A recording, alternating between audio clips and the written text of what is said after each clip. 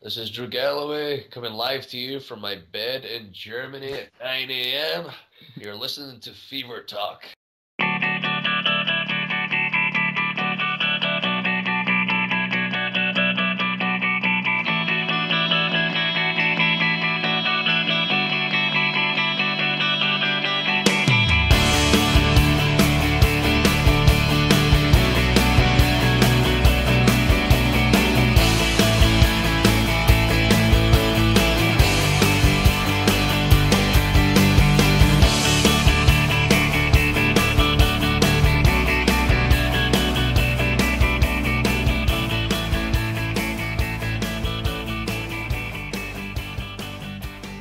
Thank you and good morning, sir. I'm very happy to have you here. I hope you have a nice evening. And Lovely evening last night. And it's been a crazy few weeks recently. I don't even know how many countries I've been in currently, but I think I started in Australia and caught the flu for a couple of weeks and jumped back to the US for a few TNA house shows, jumped to the UK for a show in Ayr, Scotland, where I'm from, and PCW, jumped back to the US for some TNA house shows in Bound for Glory, jumped back to the UK for, I think, ICW weekend, and now I'm in Germany currently. So I never stop, ever. I'm currently just woken up in Germany. I'm glad to be here. I've got a big show today, so I'm just glad to be the place I'm actually wrestling for once, rather than waking up first thing in the morning and traveling. so you are a lot on the road these days. Yes? I'm pretty sure of everyone in the world, I don't know if there's anyone busier than me. If there is, I'll shake their hand. It's like currently making my personal goal to be the busiest, most active wrestler in the world. So the way I feel these days, if there's anyone busier than me, I just want to give them a big hug. So you still love it to be on the road, to be in the ring, since you are 15 years old, am I right?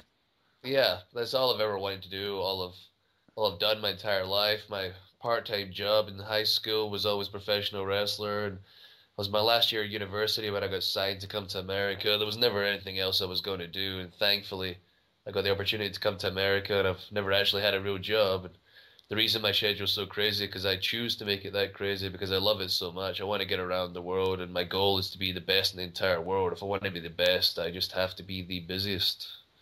And do you have some idols in pro wrestling? Yeah, I've got like lots of people that are my heroes. Obviously, growing up, Bret Hart was a big hero of mine growing up. Became a friend as I got older and got into business and spent time with him. But he was somebody I always admired as a kid, and I never knew why until I got older. I don't know if it was the pink or whatever, but finally, as I got older, I realized that, as a child, you enjoy stories. Like, you hear stories, people read stories to you, you enjoy reading stories. And Bret Hart was somebody who could tell a story, and some of the bigger, more jacked guys who didn't necessarily tell a good story or maybe more animated, but I always appreciated Bret Hart's stories and the ring. And I realized that as I got older, that's why I was always into him. And that's something I'm very big on myself, is just telling a good story. No matter what show I'm on, you get some guys that do the crazy moves the whole match that don't really make sense. I'm a very big proponent, like Brett, on telling a story in the wrestling ring. Okay. How is it for you to meet or to meet idol from the past days? Oh, it's awesome. Like WWE, you meet so many Hollywood celebrities and Yeah. people that the TMZ or whatever are obsessed with. The only time I ever cared is when I saw a wrestler that I was a big fan of when I was a kid. That's the only thing that can get me excited. I don't care if it's the biggest Hollywood celeb. I don't care if it's the it person or somebody in a band or whatever. The only Mhm. thing I've ever cared about is meeting people I idolized growing up. Wanting to get into wrestling, and Yeah. it's really cool that I've had the opportunity to meet pretty much everybody that made an impact in my career. Okay. You mostly perform in England. How popular is wrestling in Scotland? Is there any scene? I think it's the biggest scene in Europe, to be honest. Wrestling is currently on fire in the UK, and Scotland's the forefront of European wrestling, as far as I'm concerned. Like ICW is Okay. currently selling out every single place that has a show. When I came back just over a year ago from WWE, the biggest show was 1,500 people. Then we did a show at the Glasgow Barrowlands, where I used to go to gigs when I was a kid. We sold that out twice with myself in the main event for 2,000 people. And in November 15th, is myself versus Grado, and we've pretty much sold out now. I'll Okay. probably sell out today for 4,000 people. The biggest show in British history since 1981 with Big Daddy versus Giant Haystacks. The first time it's been done since Okay. 1981. Myself, Grado main event is Scotland is the forefront right now, and it's awesome. What can you tell me about Grado? I heard he is a very crazy guy. Is that true? Oh, I don't know what I can say about his real life persona, but his character wise, he's just a very larger than life character. He calls himself Medium Daddy, so I don't know. I guess we're Big Daddy Giant Haystacks match in a sense, where he's Medium Daddy versus I don't know, Big Drew that does a few more moves than Giant Haystacks. Okay. But he's a very larger than life performer, very charismatic individual, and he's one of the people they relate to him. Yes. Unfortunately, my accent is not quite as Scottish sounding. Right now, it sounds funny because I just woke up, but it's not as Scottish sounding as it used to be. And also, I'm 6'5", with the long hair, the beard and stuff. People don't relate to me the way they relate to Grado. He's one of them. He's charismatic. He's touched the people. He's on television in Scotland. He's made a big impact in Scotland, and I'm the bad guy now in Scotland, and it's a very big match. And Gradomania is gonna be running wild that night, so it's my goal to put an end to Gradomania on November 15th. Okay. How do you remember Roddy Piper? I have to ask you this question. A friend, like someone else that helped me, and I remember, like, I guess one of my favorite stories is at WrestleMania one year.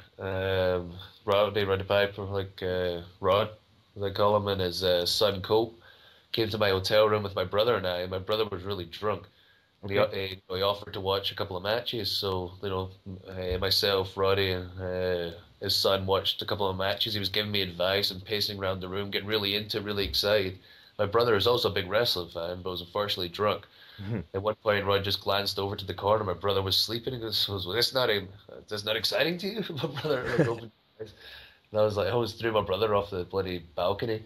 I was so annoyed that he fell asleep, but he took his time to give me advice, and we pitched ideas together, and I'm just it's unfortunate we never get the opportunity to do anything together because we spoke on the phone a lot, and he'd give me advice, and we were trying to come up with something together. So it was a natural fit, as myself as the only Scottish guy that's ever been, to WWE and America before Grado, Yeah. and himself as when anyone thinks of Scotland and wrestling, they think of Piper, and we were hoping to do something together. It's just so unfortunate that he's passed, and we never had that opportunity. Since January, you are part of TNA Impact Wrestling, and you changed your appearance. Yes, you have a beard now. You work more aggressive, in my opinion, and your style of wrestling has improved compared to months before. And what can you tell me about that? Yeah, I don't think my style has changed so much. It's just having more of a platform to do my style. So Yeah. that's nobody else but myself, and people like Finlay and Regal who helped me hone that style, or in FCW with Steve Kern and Dr. Tom Pritchard and Norman Smiley and Billy Kidman. They helped Yeah. hone that style. And that style has always been what I'm known for, is the aggression. Like even Vince McMahon in the Chosen One speech mentioned the aggression thing. That was always a big thing for me. And another big thing for me was, not looking like the same guy, like fresh-faced. And when I Yes. shave my beard, I look about 18. So a big thing for me was, it's the same Drew, but it's a different Drew. He's been around for a while, he's more mature, and all great leaders had beards the way I look at it. So I just wanted to present something different, even though it's the same Drew, it's a very different Drew. And this is 15 years of work, 8 years in WWE, and this is me at my peak right now. I have to ask you about Bound for Glory. What are your thoughts and memories about the event? The TNA GFW match leading TNA to victory, that was obviously a really cool thing. Like TNA, put faith in me to be the prominent figure in a storyline, the biggest storyline, and it was a really cool feeling just to have them give me the ball and give me the opportunity to run with it. And then the final match where TNA, beat GFW in the big cage match was, a really, really cool feeling. It was just, everything I worked for over the past year, all the titles, the opportunities I had to show the world what I could do, and doing it on worldwide TV. That was a really cool feeling. And then inevitably Bound for Glory wrestling in the main event in North Carolina against EC3, someone else who's worked their ass off to get to where they're at. And Matt Hardy, who's a friend of mine, a mentor, in his hometown in the main event of TNA's WrestleMania, was Yeah. absolutely insane. And I'm still in a position now where I've not had a chance to recover from it and process from it, because I've not stopped moving since then. I've been on the road since, and I probably wouldn't have an opportunity to sit down and reflect over the past, month of insanity until Christmas time, and that's when I finally process everything. But everything has been amazing, and I just appreciate any opportunity I get. So my next question is, yeah, Matt Hardy. He is the new World Heavyweight Champion in TNA. Yeah, he's a friend of yours. What do you think about the World Heavyweight Championship? Something for Drew? Like, the Yeah. way I look at it is, a big goal of mine over the past years. I've been collecting different titles across the world. Made a point of trying to, you know, bigger the name of the title I had. I always use the JFK quote. Don't ask yourself what the title can do for you. Ask yourself what you can do for the title. And I always made it a personal goal, especially with the ICW title and the Evolve title, to take it around the world, defend it around the world, get the company's names known because I believe in the company so much. And I made it a personal goal to do that. And now, like, ICW is obviously a huge name. Evolve's working with WWE, and I'm not saying like I did that, but if I played a part in it as the champion, that's just a really cool feeling. And the idea of the TNA title and taking that around the world and doing that on the indie scene as well as on TV, that's a personal goal of mine, to become the first traveling world champion since Ric Flair. You worked as a model some time back. Would that still be a job for you? Or would you like to be a part of a rock band again? Um, that was a way while back. It was not something Yeah. I'm particularly passionate about. I mean, I just did it, I guess, when I was younger. 'Cause one, I never wanted a real job, and when I was wrestling before WWE, it's obviously good money and it's a cool chat line for chicks when I was under 20. Okay. These days, I don't know any more about that. I think I'm sticking more to the wrestling thing, and if anything exciting shows up television wise, I'll give that a try. But yeah, like, pretty much got with three expressions. That's why I work so well with the aggressive things. Most of my expressions, I look angry. And do you speak some German? It's not the first time you're here. Do you speak some German words? A few words? If Uh, yes, which ones? Guten Tag. Guten Tag. uh, Okay. Auf Wiedersehen. Okay. Uh, Achtung, if I'm trying to get people's attention. Yeah. Okay. Achtung, it's right. uh, was it Ich hasse Scotland or Scotland? Is that right? Ich hasse Scotland. I remember that from school, actually. Oh, okay. It's not so nice, but okay, it's German. It's Uh, been a long time since I tried to speak any German. it's enough. I guess it's enough. The German fans love road stories. Do you have one funny you can share with us? Do you have one in your mind? Uh, I mean, there's so many, obviously, just on the spot. It's hard to I, think of I, things. I prefer a PG one, you know? Oh yeah. Oh, I mean, there's a few PG and non-PG ones, but God, off the top of my head, um,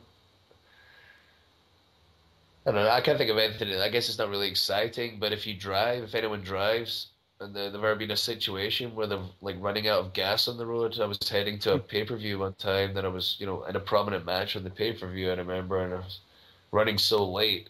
I guess call time was like 1, and I was getting there for like half 2, and I never forget driving and just looking at the gas meter, and it tells you, like, some of the cars tell you the miles left before you run out of gas, and I never forget I wasn't paying attention to it, and they were telling me over the phone, you better get here soon, or pretty much you're gonna get pulled out of this match. And I remember, like, at the last second looking at the speedometer and seeing it literally getting to 3 miles left and getting off the exit that didn't say there was this gas station, and just driving in these country roads, and it literally turned over on 0, and I saw a gas station. I just got gas and made the pay-per-view and made my match, thankfully. So it's not very exciting, but that's the first story that pops into my mind for some reason. It's Every okay. story that affected me emotionally, I remember quicker. That was when I was so nervous because I was worried to get pulled off a pay-per-view because I was racing to try and get there from about 2 states over. So soon you will be a part of Max Wrestling in Germany. What comes in your mind? Well, I'm excited to see the fans, to be honest. Like, I've heard so many big things about the fans and how wild and rowdy and crazy they like to get. And like myself, my wrestling style, I also get wild and rowdy and crazy and violent, so I'm hoping the fans match my energy. And that's the thing I'm most excited about. I want to see everybody drinking extra tall beers, shouting some words that I don't understand, but I can just see them getting wild and into it, and that's my biggest thing. Like if I say, like the UK right now is on fire because of the audiences. The audiences are pretty much part of the roster. I Yeah. wrestle in America. People appreciate wrestling, but they're not wild and crazy like soccer crowds, like football crowds. I want to see everybody today like a big football crowd and get absolutely nuts. And when I hit somebody, if they scream louder, I hit harder. So that's my biggest thing I'm excited about today is seeing the fans. Do you have some personal words for your fans out there? Just thank you very much for sticking with me. If you believed in the past, thank you very much. If you're a new fan, thank you very much and stick with me. The past year has been absolutely crazy. We've done some big things and I still can't wrap my head around some of the things that have happened. I can't believe I'm just lying in Germany right now, just woken up and doing an interview. This is like a cool thing for me. Like I can wake up and talk about wrestling. I can go to sleep talking about wrestling. If I'm talking about wrestling, I'm happy and thank everyone for sticking with me. We've just not even scratched the surface yet. We've got some big things coming and stick along for the ride. Get on Galloway Speaks on my Twitter and you can follow me in my ventures across the world. Thank you so much for talking to me about wrestling, Drew Galloway. Thank you, buddy.